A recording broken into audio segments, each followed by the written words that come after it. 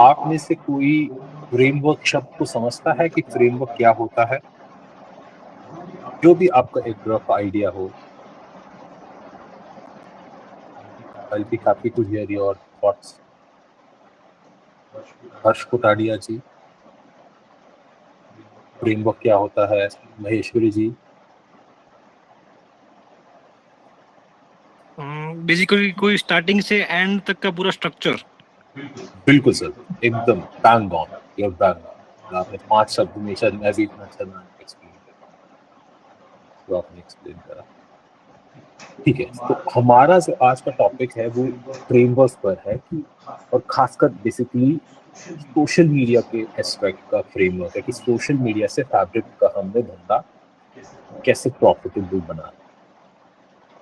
उससे पहले मैं कुछ नंबर्स डिस्कस करूंगा आप लोगों से। मैं पब्लिकली आपसे नहीं पूछूंगा, पर हर किसी को अपनी एनुअल सेल्स पता होती है। एम आई राइट और रॉन्ग? यस और नो? एनुअल सेल्स हर किसी को अपनी पता है? Yes yes. हर किसी को अपना ग्रॉस प्रॉफिट पता है? Gross profit? Yes. I hope हर किसी को अपना ग्रॉस प्रॉफिट पता है। ग्रॉस प्रॉफिट क्या होता है? जो हमने total sales minus cost of product. ये बात क्लियर है? मान लीजिए 100 रुपए की सेल हुई सालाना, और उसमें हमारा 40 रुपए का कपड़ा था, तो 60 रुपए हमारा ग्रॉस प्रॉफिट हो गया। अभी उसमें सैलरीज हैं और एक्सपेंसेस हैं, सब कुछ है, बट यहाँ तक क्लियर है कि 60 रुपए हमारा ग्रॉस प्रॉफिट हो गया। ये पॉइंट क्लियर है सबको? नेक्स्ट टर्म क्या आता है? ग्रॉस प्रॉफिट के बाद आता है नेट प्रॉफिट। नेट प्रॉफिट के लिए हम क्या करते हैं कि हम उसमें से मोटा मोटा अपनी सैलरीज, अपने एक्सपेंसेस, बिजली के खर्चे, XYZ, EMI पे इंटरेस्ट जो जा रहा है, ये सब करके लास्ट में हमारा नेट प्रॉफिट आता है मोटा मोटा 25% करीब। हर्षी, क्या मैं ठीक बोल रहा हूँ? Yes sir, yes sir. ठीक है।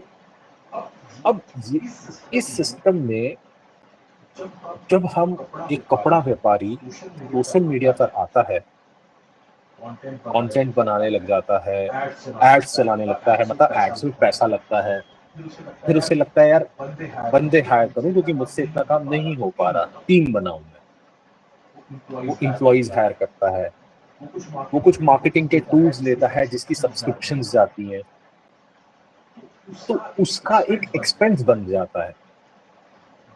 जनरली मेरा अब जितना भी एक्सपीरियंस हो गया है, most of the fabric business owners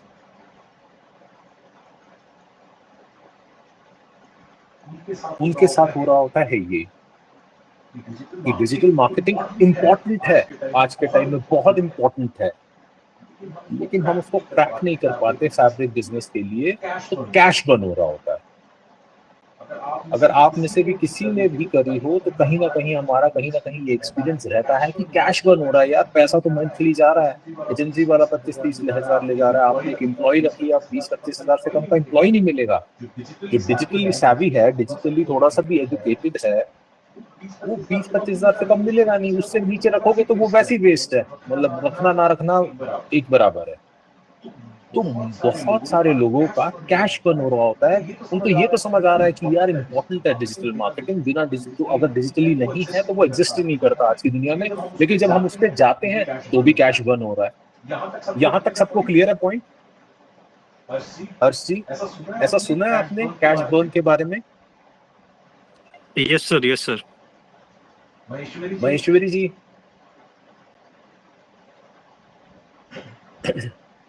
sir मैं सॉरी टाइप कर रहा हूँ पर सुन रहा हूँ सारी बात। कैश बर्न हो रहा है, ये समझ में आता है, पर इससे जरूरी है कि डिजिटल के बिना तारीख में कोई धंधा नहीं बचा है, कंपटीशन बहुत हो गया।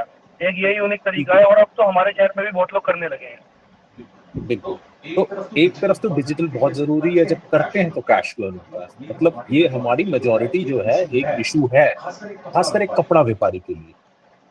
मैं मतलब औरों के लिए भी है, लेकिन मैं फैब्रिक बिजनेस स्पेसिफिक हूँ। फैब्रिक बिजनेस ओनर के लिए बहुत बहुत बड़ा इशू है कि कैश बर्न भी है। अगर वो एडुकेटेड नहीं है कि भाई इस हाथी को कैसे हैंडल करना है, तो कैश बर्न है। मोर देन 90% पीपल का कैश बर्न है। वो साल के बाद ड्रॉप कर देते हैं डिजिटल मार्केटिंग, क्योंकि वो देखते हैं कि यार 6-7 लाख का खर्चा हो गया, थोड़ा थोड़ा मतलब अभी बहुत मॉडरेट करा था और धंधा आया नहीं, तो कहते हैं यार छोड़ो यार।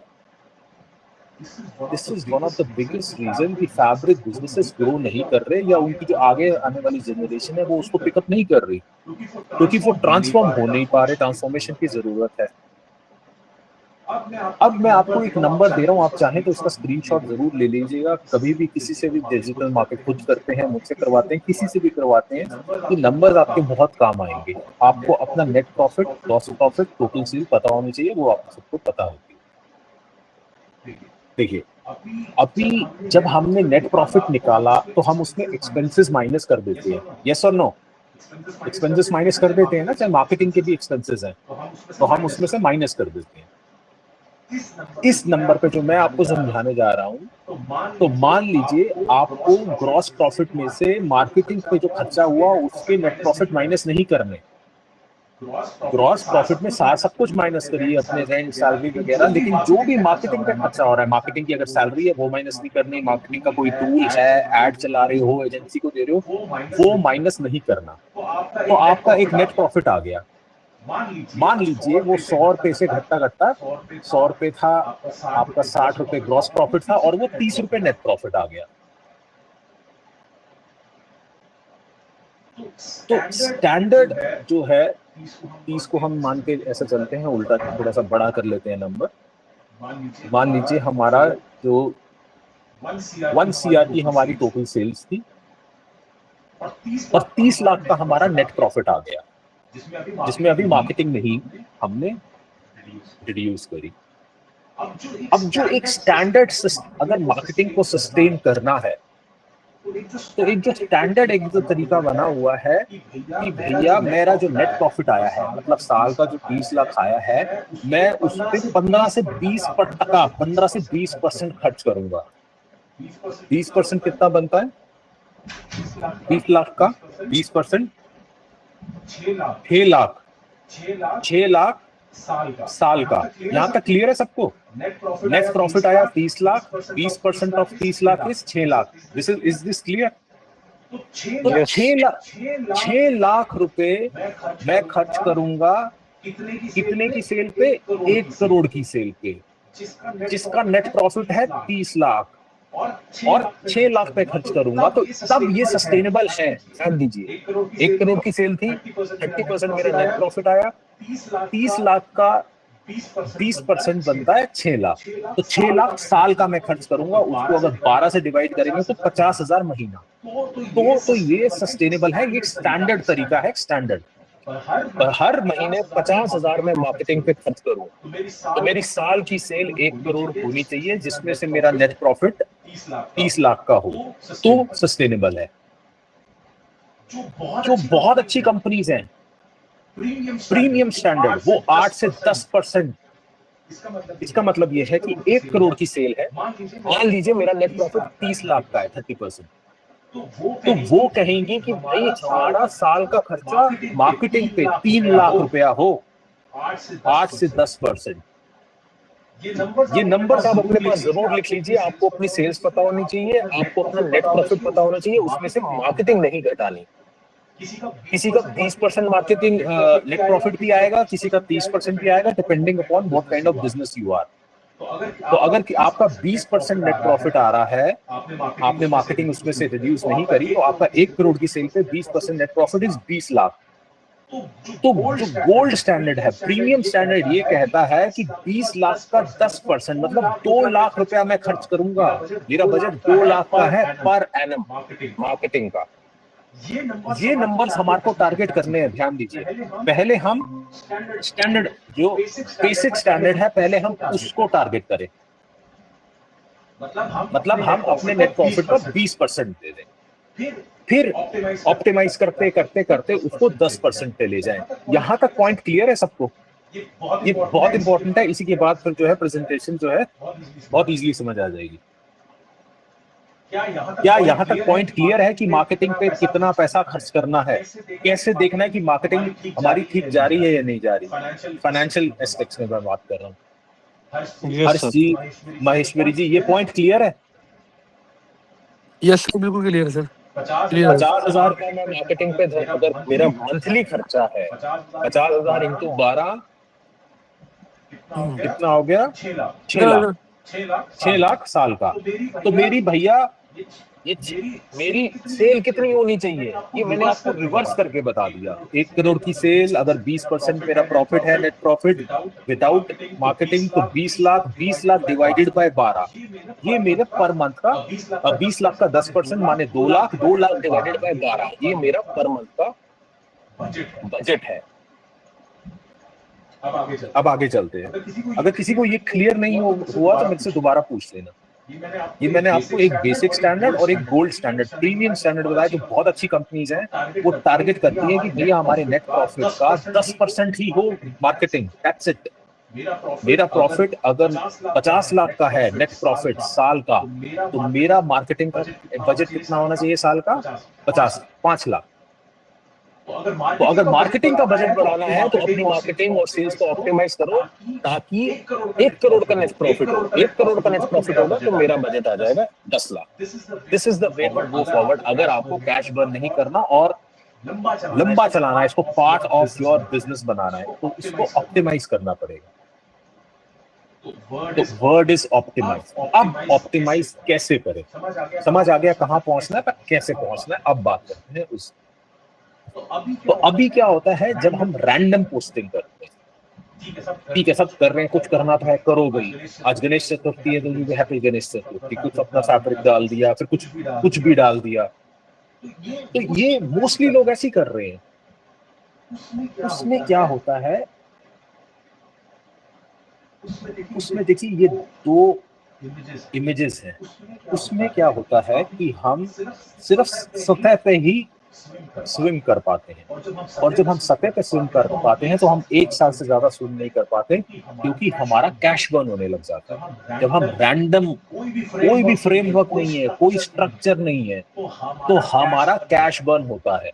मेजॉरिटी लोगों का यही पॉइंट हो रहा है। वो एड्स भी चला रहे हैं, एजेंसी भी है, फोटोग्राफर भी रखा है, वीडियोग्राफर भी रखा है, सब कुछ कर रहे हैं, लेकिन at the end of the day अगर वो एक, काफी लोग को तो हिसाब किताब भी नहीं पता, उनको नंबर्स ही नहीं पता। जिनको नंबर्स पता है फिर वो देखते हैं, वो साल को समझ आ जाता है यार, साल तक समझ आ जाता है यार ये नहीं जम रहा।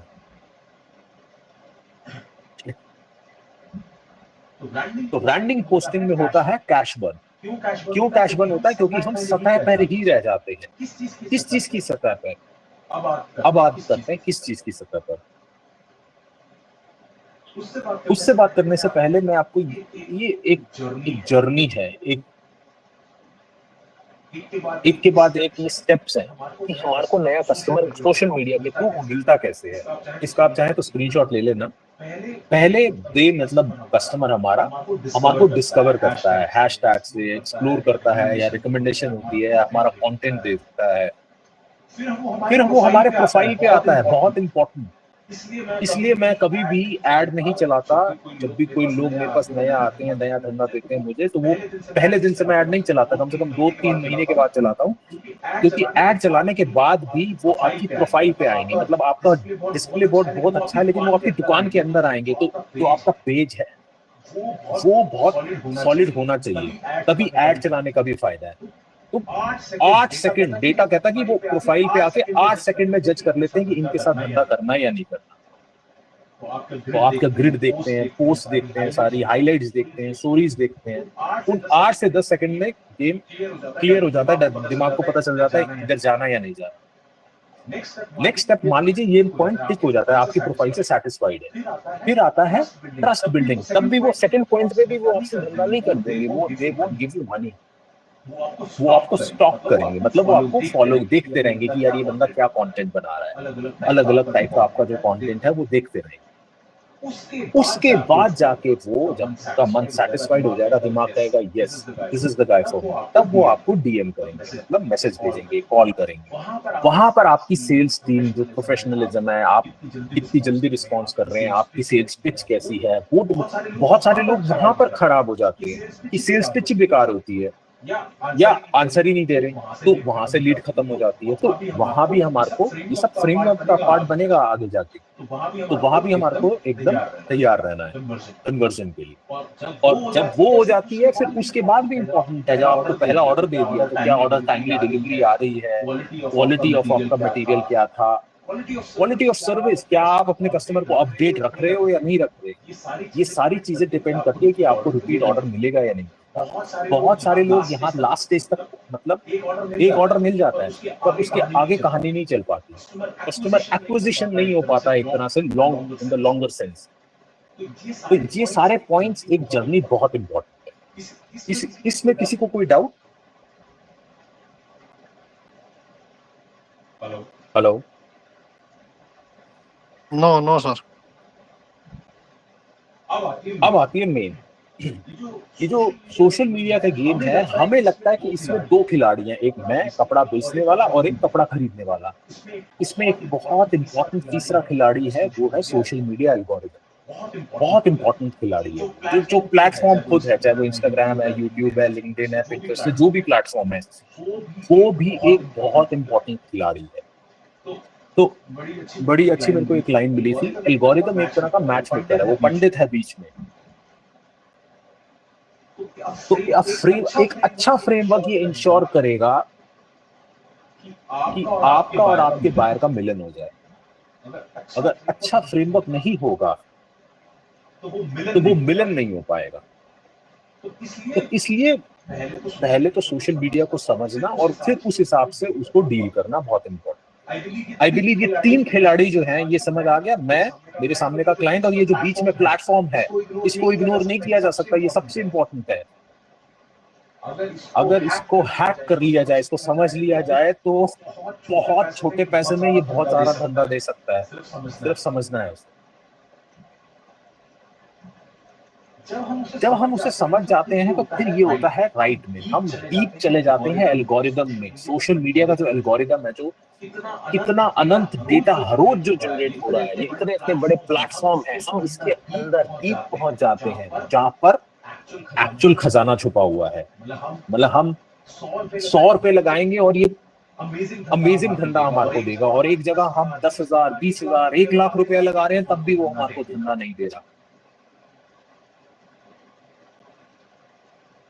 पिछले जितने भी साल से मैं काम कर रहा हूँ, उसकी समझ को मैंने अपने इस एक फ्रेमवर्क दिया, fabric business growth framework, specially for social media.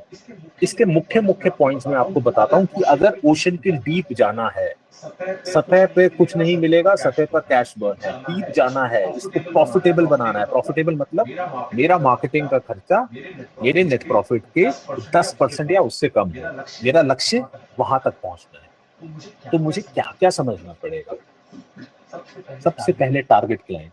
उस टारगेट क्लाइंट, जब भी मेरे पास कोई आता है अपना कि भाई मेरे फैब्रिक बिजनेस की आप मार्केटिंग करें, तो मैं टारगेट क्लाइंट की पहले रिसर्च करता हूँ। कीवर्ड्स क्या है टारगेट क्लाइंट के, वो मेरा टारगेट क्लाइंट कौन से प्लेटफॉर्म्स पर है। अगर कई बार वो लिंक्डइन पे भी होता है, डिपेंड करता है। जैसे अभी हर्ष जी, इनका आरएफटी या ग्रे का काम है, तो इनका टारगेट क्लाइंट मुझे इंस्टाग्राम पे नहीं मिलेगा, इनका टारगेट क्लाइंट मुझे मिलेगा यूट्यूब और लिंक्डइन पे, क्योंकि इनका bulk, he is dealing in bulk. Am I right Harsh ji? Yes sir.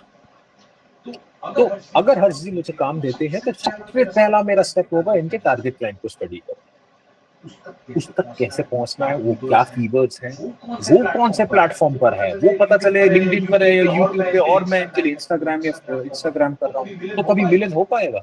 Cash burn, again cash burn होगा। तो यहाँ से समझ स्टार्ट होती है।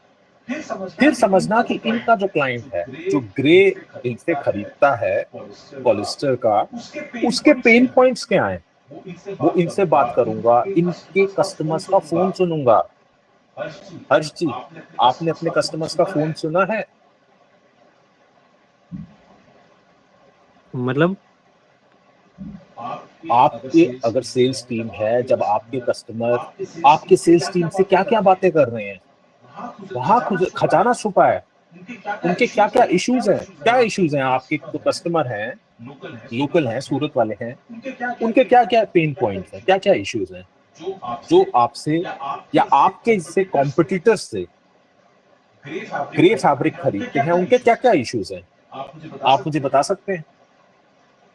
मीन्स कॉम्पिटिटिव रेट्स, बाद में time delivery, good quality, new conditions, etcetera etcetera. तो जब मैं उनकी बातें सुनूंगा, उनकी कॉन्वर्सेशन सुनूंगा, तब मुझे उनके पेन पॉइंट्स पता चलेंगे कि सबसे इंपॉर्टेंट पेन पॉइंट क्या है उनका। क्या वीविंग पट्टा आ रहा है ग्रे फैब्रिक में, क्या टाइमली डिलीवरी का इश्यू है। मैं अभी प्राइस पे नहीं जाऊंगा, price is the last thing मैं जहां भी जाऊंगा। पहले मैं दूसरे पॉइंट्स को कवर करूंगा, क्योंकि मुझे अपने मार्जिन्स बचाने हैं, इंक्रीज करने हैं इनफैक्ट।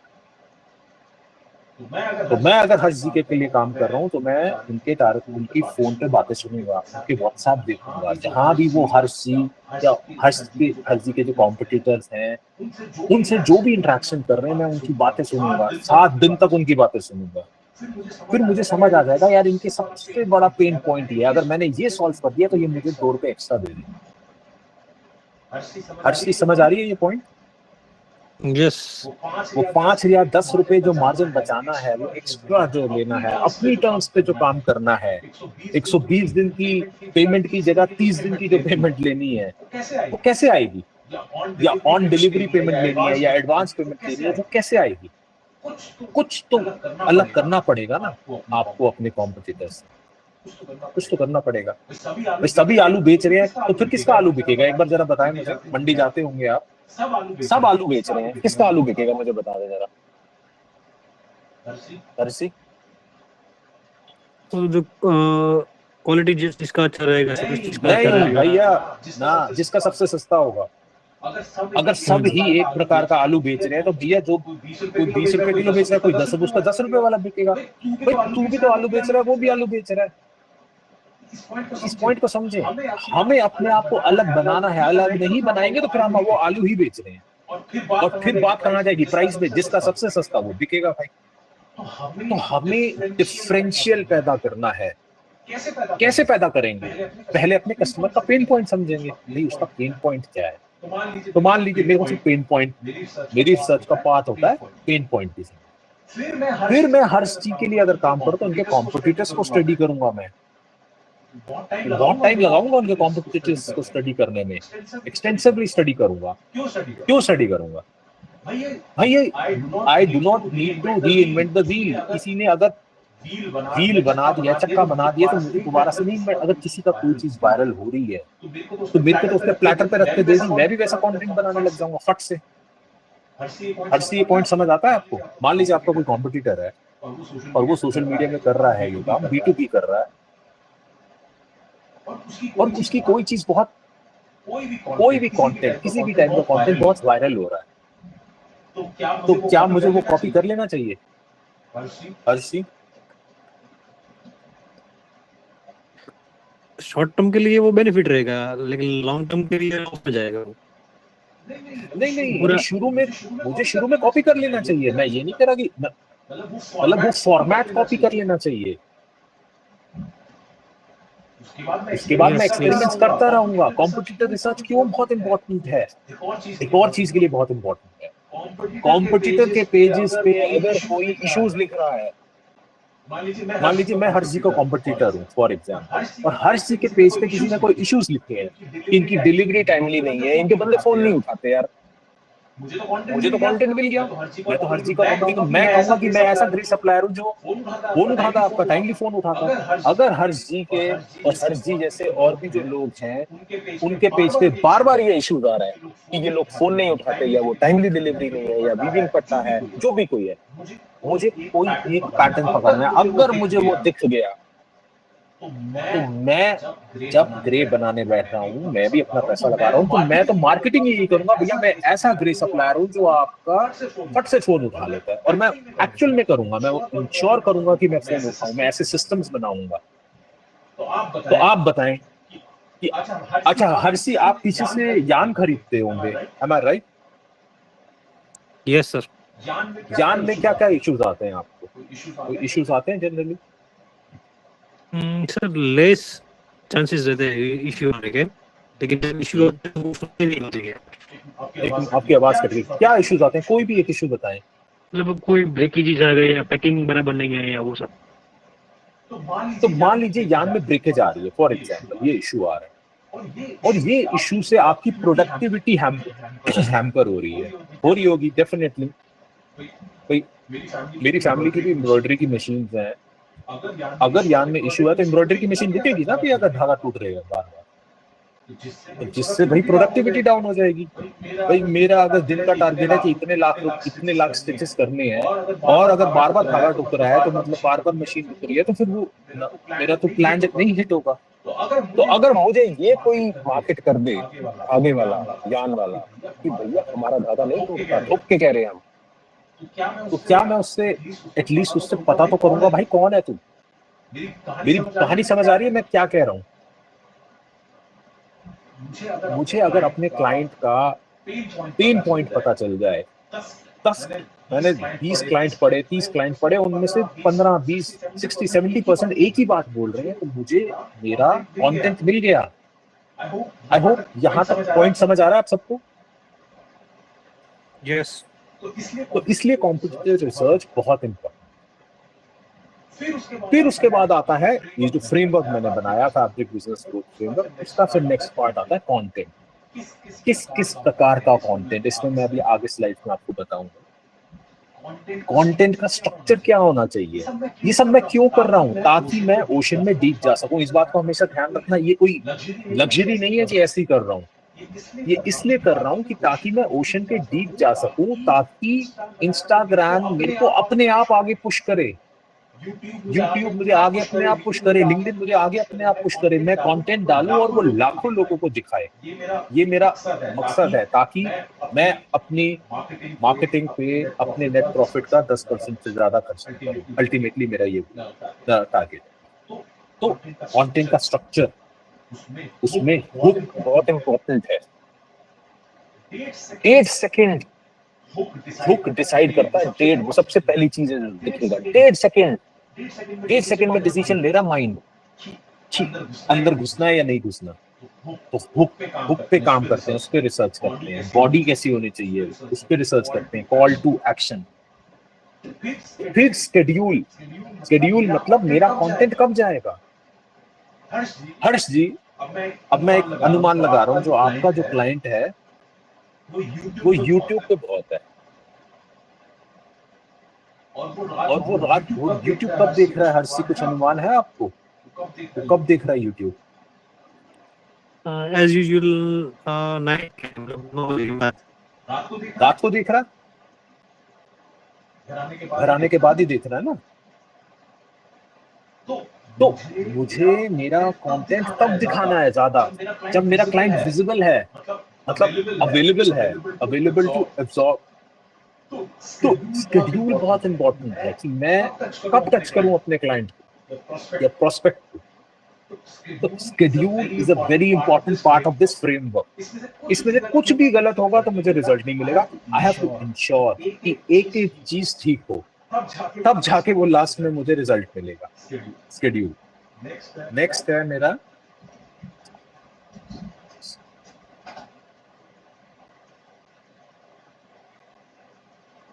उसके बाद मेरा कंटेंट मैंने अभी बताया, उसके बाद मेरा पेज ओवरऑल कंटेंट भी अच्छा होना चाहिए और पेज भी ओवरऑल अच्छा होना चाहिए। पेज में बायो होता है, डिस्क्रिप्शन होता है, पेज का अपना CTA होता है, उसका एक ग्रिड होता है। इंस्टाग्राम का स्ट्रक्चर अलग है, यूट्यूब का अलग है, लिंक्डइन का अलग है। तो मुझे पेज भी एक बहुत इंपॉर्टेंट पार्ट है, क्योंकि पहला कंटेंट देख के एकदम कन्वर्जन नहीं हो जाएगी, वो मेरे पेज पे जरूर आएगा।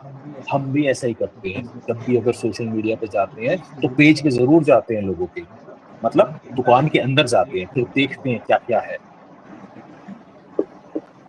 उसके बाद जो भी बंदा मार्केटिंग कर रहा है, ये सब कर रहा है, बहुत इंपॉर्टेंट है एनालिसिस करना कि मैंने जो कंटेंट डाला, एड चलाई, सब कुछ करा, उसका एनालिसिस करना कि मैंने हर चीज के लिए ये काम करा, ये कंटेंट डाला, इतने बजे शेड्यूल करा, इस प्लेटफॉर्म पे करा, what is working and what is not working, क्या काम कर रहा है और क्या काम नहीं कर रहा।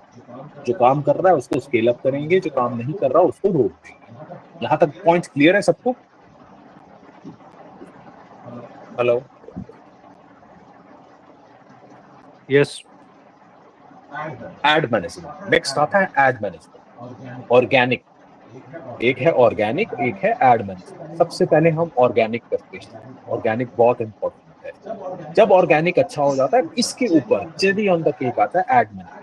एड मैनेजमेंट में हम टारगेट कर पाते हैं जिसको भी देखना है, जिस जेंडर को, किस इकोनॉमिक क्लास को, कितने बजे, कौन से मोबाइल वाले को, एप्पल वाले को, सैमसंग वाले को, हाई फ्लायर्स को, 50 लाख की गाड़ी वाले को।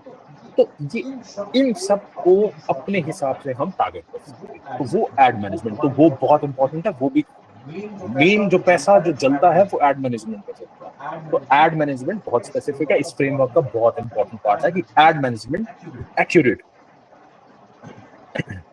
अब मैं आपको मोटा मोटा कंटेंट जो है, जो सबका इश्यू रहता है कि भाई कंटेंट की मैंने ब्रॉड क्लासिफिकेशन बनाई है इस फ्रेमवर्क में।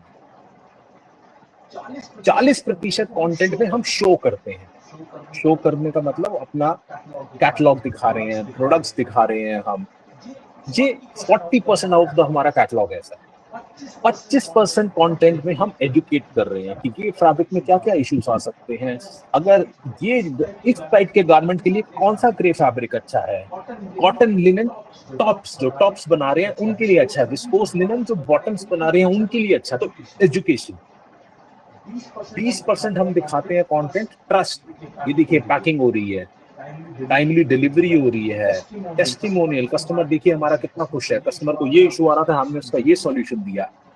इस तरह का 20% मेरा जो कंटेंट है हर चीज के लिए इस प्रकार का होगा। और 15% कंटेंट होगा सीखिए, call to action. Call to action का इसका मतलब हो गया कि जैसे रिटेल में ज्यादा ये यूज होता है, last 100 metres remaining, something kind of that, जहां फटाफट हमारी कन्वर्जन हो जाए। तो ये ब्रॉडर क्लासिफिकेशन है। मतलब मेरा कंटेंट जो है, जो मैंने फ्रेमवर्क बनाया, जो काम करता है फैब्रिक कपड़ा व्यापारियों के लिए, मोटा मोटा इस रूल को फॉलो करता है कि मैं अगर हर चीज के लिए काम कर रहा हूँ और मान लीजिए मैं उनके लिए 50 पोस्ट महीने की बना रहा हूँ, तो 40% जो मेरा कंटेंट जाएगा, मतलब 20 पोस्ट जो जाएंगी, मैं उनका दिखाऊंगा, उनकी मशीनें दिखाऊंगा, उनका जो कपड़ा जो वीव हो रहा है वो दिखाऊंगा। 25% कंटेंट मेरा, करीब 12-13 कंटेंट मेरे जाएंगे उनके लिए। अगर मैं 50 कंटेंट कर रहा हूँ तो मैं एडुकेट करूंगा कि जो भी इश्यूज आ रही हैं भाई, जो जान ब्रेकेज हो रही है या कौन सा ग्रे किस प्रकार के यूज के लिए है, काइंड ऑफ एजुकेशन। उसमें आरएफडी में क्या हमने करना है, डाइंग में क्या है, पिगमेंटेड ये प्रोशन क्या है, डिस्पर्स क्या है, काइंड ऑफ एजुकेशन। 20% में अपना ट्रस्ट दिखाऊंगा, ट्रस्ट वाला कंटेंट दिखाऊंगा, 8 से 10 भाई टाइमली डिलीवरी करी, टेस्टिमोनियल्स दिखाऊंगा, अपनी मशीन्स दिखाऊंगा, अपने क्लाइंट्स को दिखाऊंगा, हैप्पी क्लाइंट्स को दिखाऊंगा। और 15% मेरा कंटेंट होगा कॉल टू एक्शन। यहां तक क्लियर है पॉइंट? यस।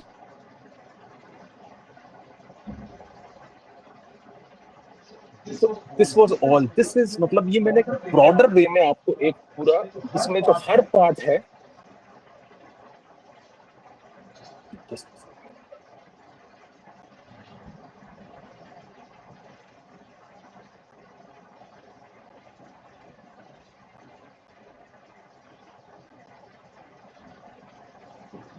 ठीक है। अब यू कैन आस्क मी ना questions regarding the presentation team. इसमें जो आपको नहीं समझ आया या आप इसमें और ड्रिल डाउन करना चाहते हैं, तो ये एक मैंने आपको ब्रॉडर पिक्चर दी थी कि अगर मैं किसी के लिए काम करता हूँ, ये जो फ्रेमवर्क करता हूँ, तो इन चीजों पे काम करते हैं। ऐसा नहीं कुछ भी डाल देंगे, नहीं, एक स्ट्रक्चर है, वो पूरा स्ट्रक्चर मैंने आपको दिखाया कि वो स्ट्रक्चर जो है अल्टीमेटली पहले अभी कैश बर्न हो रहा है, पहले हम आएंगे पहली कैटेगरी में। पहली कैटेगरी मतलब हम अपने नेट प्रॉफिट के 20% पे आ जाए।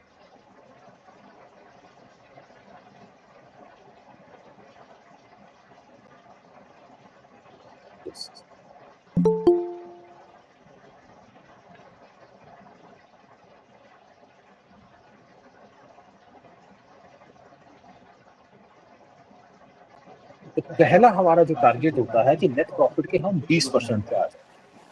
फिर धीरे धीरे धीरे धीरे हम कोशिश करते हैं कि हम 10% वाली कैटेगरी में आ जाए, कि हमारा जो मार्केटिंग का एक्सपेंस है वो 10% हो जाए अपने नेट प्रॉफिट का।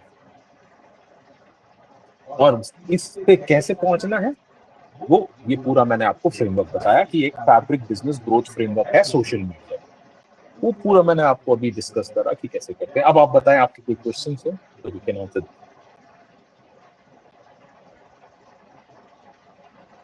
हेलो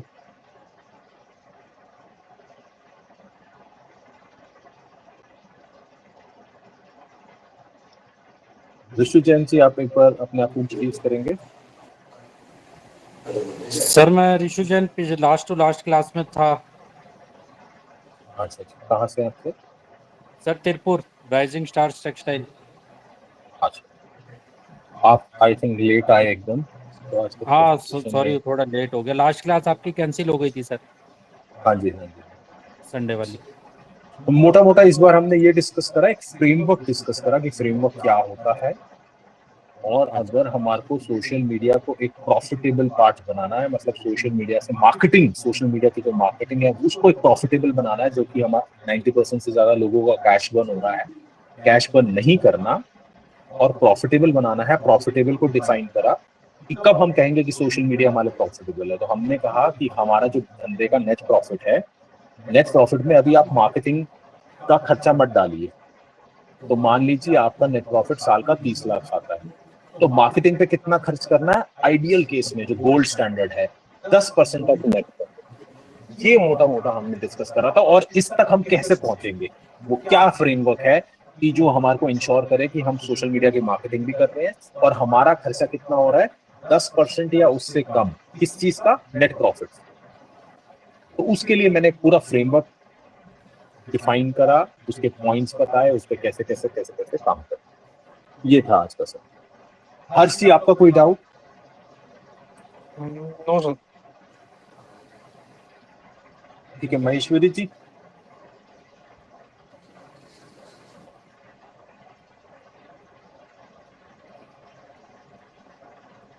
हेलो, सिद्दीकी जी।